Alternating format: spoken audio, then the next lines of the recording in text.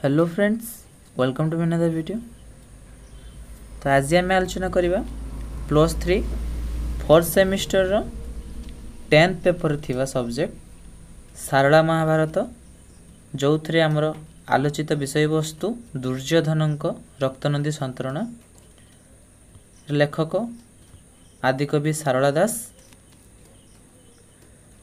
तो दुर्योधनक रक्तनदी संतरण सम्यक नोट मु आज उपस्थापन करी। यह पूर्वर मु ए पेपर 10 रो प्रतिमा नायक को लेखक सचितानंद राउतरायकर नोट ऑलरेडी मु अपलोड कर सारी। जदि आप देखी ना ताले आम चैनल को विजिट करी +3 रे सेमिस्टर 4 जाई ग्रुप रे चेक करि परिबे।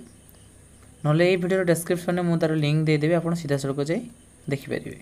एवं आगो को ए भली टॉपिक रो वीडियो सब पाया पई आपण सब्सक्राइब कर रखंतु हम एमएस ट्यूटोरियल चैनल को एवं ऑल नोटिफिकेशन बेल को प्रेस कर दियंतु, जहा फल जेतेबे हम वीडियो अपलोड करबे आपण सर्वप्रथमे पाई परिबे। एवं जदि हम टेलीग्राम ग्रुप रे जॉइन हे पई चाहउचंती ताले डिस्क्रिप्शन में तार लिंक मु दे देछि, आपण सीधा सड़क जाई जॉइन हे जांतु।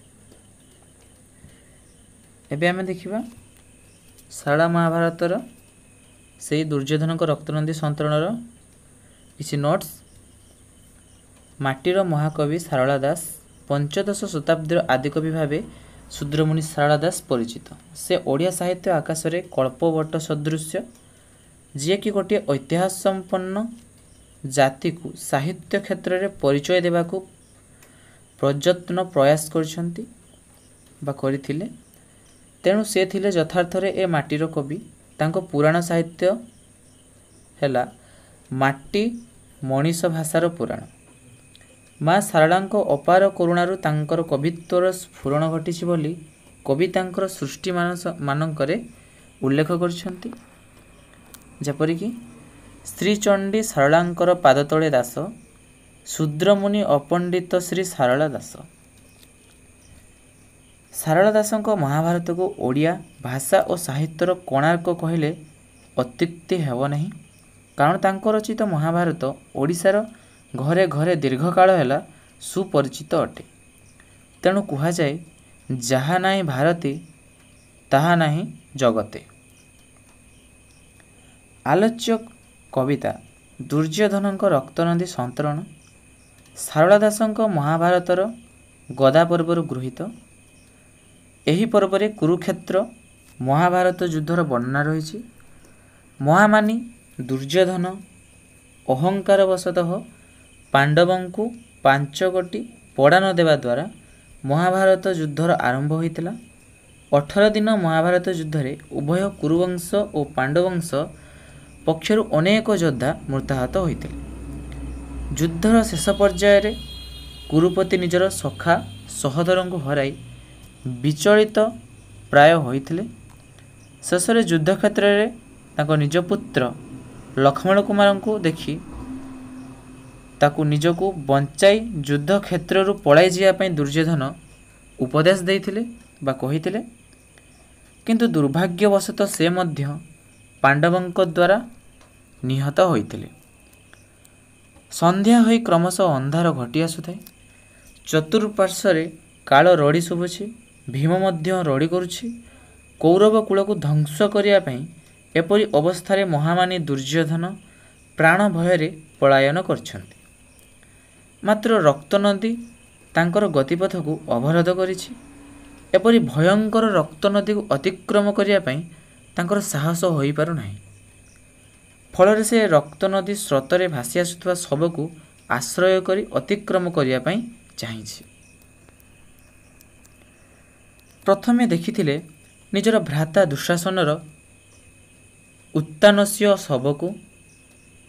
एही शव को धरी दुर्योधन दुशासनर गुण स्मरण करी विकल प्राय कांदी उठिथिले। दुशासन थिला तांको पई अत्यंत आज्ञावह। दुर्योधनर आज्ञा रे दुशासन द्रौपदी को विभूषण कराइथिला। दुर्योधन विकल रे कांदी दुशासन गुणकीर्तन करी गाइछन्ति। बाबुरे दुशासन गुणवंत स्वरवंत विवेक धार्मिक क्षत्रिय मंडले तर ना धरी एक ବାବୁ ଦ୍ରୌପଦୀର କେଶ ଧରି ଆଣିଲୁ ଅବନୀଳେ, ବିବସନ କଲୁ ଆଣି ମହା ସଭା ତଳେ। ଏହାପରେ ଦୁଶାସନର ଦୁଇ ଭୁଜ ଉପୁଡ଼ିଥିବା ଦୃଶ୍ୟ ଦୁର୍ଯ୍ୟୋଧନଙ୍କୁ ଅଧିକ ଦୁଃଖ ଦେଇଥିଲା। ଏହି ପ୍ରସଙ୍ଗଟି ଅଧିକ କରୁଣ ରସାତ୍ମକ ହୋଇ ଉଠିଛି। ଶେଷରେ ରକ୍ତ ନଦୀରେ ପାର ହେବା ପାଇଁ ଦୁଶାସନର ଶବକୁ ଆଶ୍ରୟ ନେବାକୁ ତାହା 3 ତାଳ ଗଭୀରକୁ ଚାଲି ଯାଇଥିଲା। ନିରୁତ୍ସାହିତ ଦୁର୍ଯ୍ୟୋଧନ ପରବର୍ତ୍ତୀ ସମୟରେ ଅନେଶ୍ୱତ ଭାଇଙ୍କର ଶବକୁ ଦେଖି ପାର ହେବା ପାଇଁ ଚେଷ୍ଟା କରିଛନ୍ତି, କିନ୍ତୁ ପାର ହେବା ପୂର୍ବରୁ ପ୍ରତ୍ୟେକ ସର୍ବକୁ ଧରି ଭାଇମାନଙ୍କର ଗୁଣକୁ ସ୍ମରଣ କରିବା ସହ ବିକଳରେ କାନ୍ଦି ଉଠିଛନ୍ତି। ପରବର୍ତ୍ତୀ ପର୍ଯ୍ୟାୟରେ ସକାଳ ସୂର୍ଯ୍ୟର ଅରୁଣିମା କିରଣ ପରି ଉଜ୍ଜଳମୟ ଏକ ଶବକୁ ଦୁର୍ଯ୍ୟୋଧନ ଦେଖିଲା। ତାହା ଥିଲା ତାଙ୍କର ଘନିଷ୍ଠ ମିତ୍ର କର୍ଣ୍ଣଙ୍କର। କର୍ଣ୍ଣଙ୍କର ଶବକୁ ଧରି ଦୁର୍ଯ୍ୟୋଧନ ତାର ଗୁଣ ସ୍ମରଣ କରିଥିଲା। ଯେଉଁ କର୍ଣ୍ଣ ନିଜର ଭାଇ ପଞ୍ଚୁ ପାଣ୍ଡବ ଏବଂ ମାତା କୁନ୍ତୀଙ୍କୁ ଛାଡ଼ି ବନ୍ଧୁତ୍ୱର ବନ୍ଧନକୁ ଅଧିକ ମନେ କରିଥିଲା, ଏ ପ୍ରସଙ୍ଗରେ ଦୁର୍ଯ୍ୟୋଧନ କହିଥିଲେ, କଳ କରି ଧଇଲା ତାହା କୁରୁକର ନାଥ, କଳ କରି ଧଇଲା ତାହା କୁରୁକଇ ନାଥ, ହା ହା ମୈତ୍ର ମୋହର ପ୍ରାଣର ପଞ୍ଚଭୂତ। କଇନ୍ତାଙ୍କର ଜ୍ୟେଷ୍ଠପୁତ୍ର ଅଟୁତୁ ଯୁଗତେ, କଇନ୍ତାଙ୍କର ଜ୍ୟେଷ୍ଠପୁତ୍ର ଅଟୁତୁ ଯୁଗତେ, ସଦାରନ୍ତ ଛାଡ଼ିସ ମୈତ୍ର ଅସକିଲୁ ମତେ, ସଦାରନ୍ତ ଛାଡ଼ିସ ମୈତ୍ର ଆଶ୍ରେ କଲୁ ମତେ। ଆଲୋଚ୍ୟ ପ୍ରସଙ୍ଗରେ କର୍ଣ୍ଣର ମହାଦାନୀ ଗୁଣକୁ ଦୁର୍ଯ୍ୟୋଧନ ସ୍ମରଣ କରିଥିଲା।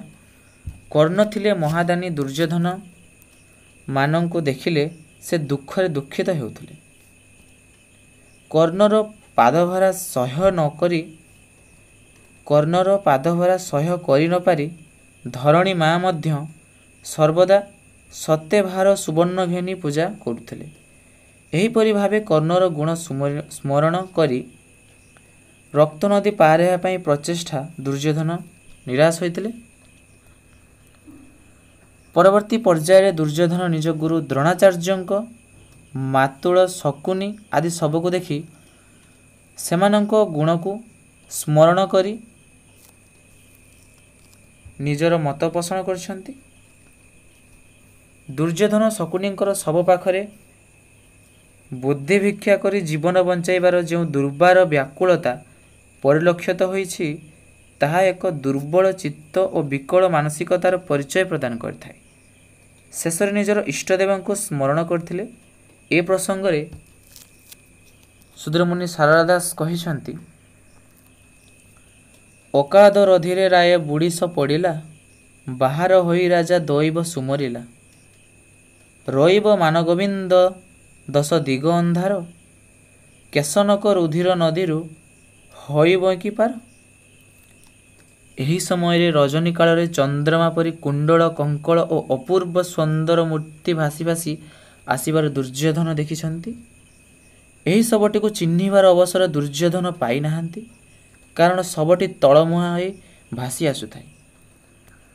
ଏହି ଶବଟି ଉପରେ ଦୁର୍ଯ୍ୟୋଧନ ନିଜେ ଓ ତାଙ୍କର 70 ଭାର ବେନି ଗଦାକୁ ଥୋଇ ରକ୍ତ ନଦୀକୁ ପାର ହୋଇଛନ୍ତି। 16 ଭେଳା ପରି ଦୁର୍ଯ୍ୟୋଧନଙ୍କୁ ରକ୍ତ ନଦୀରୁ ପାର କରିଛି ସେହି ଶବଟି। ଦୁର୍ଯ୍ୟୋଧନ ବିଚିତ୍ର ଶବ୍ଦର ଅଦ୍ଭୁତ କର୍ମରେ ସ୍ତମ୍ଭୀଭୂତ ହୋଇ ମନେ ମନେ ଶବ ପ୍ରତି କୃତଜ୍ଞତା ଜଣାଇବା ସହିତ ରକ୍ତ ନଦୀର ଅପର କୂଳରେ ତାକୁ ଲେଉଟାଇ ତାର ମୁଖ ଦର୍ଶନ କରିବା ମାତ୍ରକେ ହା ହା କରି ଭୂମିରେ ଲେଉଟି ପଡ଼ିଛନ୍ତି। ଯେଉଁ କଳାଙ୍କୁର ଲକ୍ଷ୍ମଣ କୁମାରଙ୍କୁ ପ୍ରାଣ ଘେନି ପଳାଇ ଯିବା ପାଇଁ ସେ ଉପଦେଶ ଦେଇଥିଲେ, ତାହାରି ଶବ ଦେଖି ସେ ମୁଣ୍ଡ କଟି କାନ୍ଦି ପକାଇଛନ୍ତି। ପୁତ୍ର ଲକ୍ଷ୍ମଣ କୁମାରର ଶବକୁ ଧରି ଦୁର୍ଯ୍ୟୋଧନଙ୍କ ଶୋକ ଅତ୍ୟନ୍ତ ଦୁଃଖଦ ଓ ହୃଦୟ ବିଚାରକ। ଆଦିକବି ସାରଳା ଦାସ ଆଲୋଚ୍ୟ ପ୍ରସଙ୍ଗରେ ଯେଉଁ ପ୍ରାଣସ୍ପର୍ଶୀ ବର୍ଣ୍ଣନା କରିଛନ୍ତି, ତାହା ପ୍ରତ୍ୟେକ ପାଠକଙ୍କୁ ଶୋକାଭିଭୂତ କରାଏ। ନିଜକୁ ବାରମ୍ବାର ଧିକ୍କାର କରିଛି ଦୁର୍ଯ୍ୟୋଧନ। ଏ ସମସ୍ତ ବିନାଶର କାରଣ ପାଇଁ ନିଜକୁ ଦାୟୀ କରିଛି। ଲକ୍ଷ୍ମଣ କୁମାର ଭଳି ପୁତ୍ରକୁ हराई सबकिछि हराइथिबार भावना दुर्योधन पाखरे देखिबाकू मिलिछि। निजर पितृत्व को नहीं घृणा करिछि दुर्योधन। से कहिछि बाबुरे मोहर परा पिता तोहर नहु नहु, तोहर प्राय पुत्र मते जन्मे जन्मे थाउ। एहापरे पुत्रर मृत्युरे क्रोधान्वित होई निज मृत पुत्र को उपरे माटी पकाई हस्तिनापुर उद्देश्य रे गमन करथिले। उपसंहार रे कोन रछि हम देखिबा। दुर्योधन चरित्रटी आलोच्य कवितार एक ट्राजेडी चरित्र। आदिकवि सारला दास दुर्योधन रक्तनदी सन्तरण रे दुर्योधन मध्य जो सकातुर भावना उल्लेख करछन्ति ताहा पाठक हृदय को अभिभूत करिथाय। सारला महाभारतर 18 पर्व मध्यरु गदा पर्व रे वर्णित दुर्योधन रक्तनदी सन्तरण वास्तव जे एक हृदयस्पर्शी कविता। एथिरे कोनोसी संदेहर अवकाश नाही। आपण मानक पई प्रश्न, सारला महाभारत रे केतोटी पर्व रहिछि एवं ताहार शेषाक्त पर्वटी कोन? तो इठारे हमर समाप्त होइछि सेमिस्टर 4 पेपर 10 रो थिबा आदिकवि सारला दासଙ୍କ द्वारा रचित सारला महाभारतर प्रसंग दुर्योधन रक्तनदी सन्तरण रो नोट्स। आशा करुछि भिडियोटी बहुत हेल्पफुल होइथिबो। यार उपसंहार संक्षिप्त अछि, ताहाको आउ टिके भलो भाबरे आपण निजस्व प्रचलित भाषा रे ताहाको संगठित करी निजे नोट प्रस्तुत करिवे एवं संपूर्ण नोट को परिवर्तन करी निजे नोट प्रस्तुत करंतु। तो आज पाई थिला एतिकी। आशा करुछि भिडियोटी निश्चित हेल्पफुल होइथिबो। शेष पर्यंत भिडियोटी को देखिथिबार आपनको बहुत बहुत धन्यवाद।